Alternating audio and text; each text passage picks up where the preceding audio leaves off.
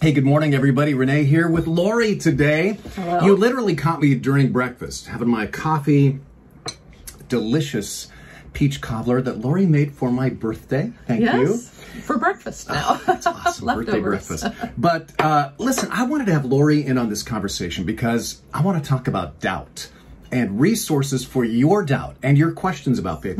Last weekend, we talked about Thomas and how Thomas had his, I think, understandable skepticism about somebody coming back from the dead, the resurrection. But Jesus, when he appears to Thomas, doesn't just scold him. He says, see here, put your finger here, see my hands, reach out your hand, put it into my side, stop doubting and believe. And I think that's so beautiful, Laurie, that Jesus doesn't just, guilt him or scold him into faith, like I think sometimes people today are guilty of doing when their friends are skeptical or something. He gives them some pretty compelling evidence. Right. And I wanted to talk about that because there's people watching that have doubts, that are skeptical. We all go through those times. That's perfectly fine. You're welcome at Twin Lakes Church because we want to help you on your journey of faith.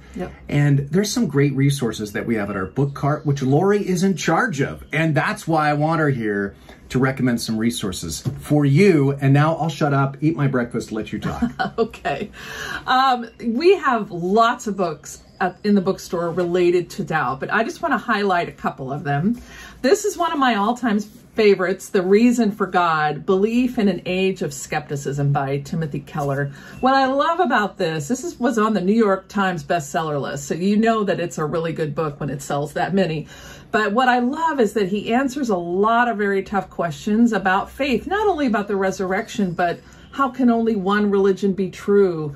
How can God allow suffering in the world? Doesn't Christianity crush diversity? These kind of things. So he answers those questions in the first half of the book. And in the second half of the book, he presents positive reasons and evidence for the Christian faith. So it's kind of a really great, full, well-rounded book that deals with a lot of common questions. And again, we've got this at church. You can get it at tlc.org/bookstore, right? Yes. Or just come on by. Most weekend services, we've got the book cart out, and you can get this book and some of these other books, too. Yeah, so this one is a newer book called Confronting Christianity by Rebecca McLaughlin.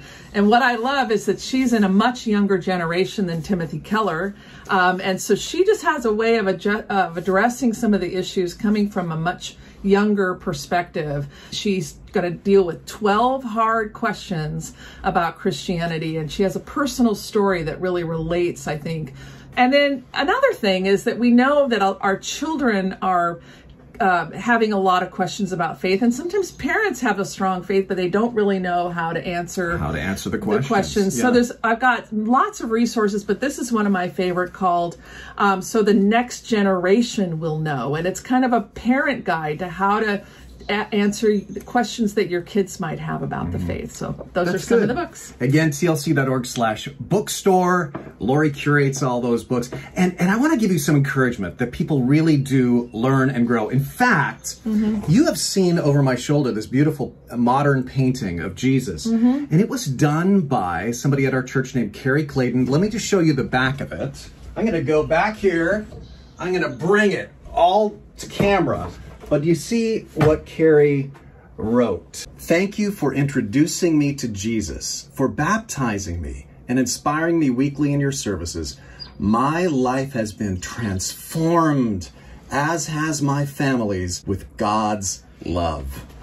And Laurie, I just think it's important for us to realize, Carrie started out as kind of a skeptical seeker, and she looked for answers, and she found a life-transforming faith. Awesome. And you can do the same thing, too, as can the people that you know. Well, thank you, Laurie, for being with us today. Love it. And see you at my bookstore. That's right. We hope you guys have a great day. Oh, and join us this weekend as we continue our Restart series. God bless you.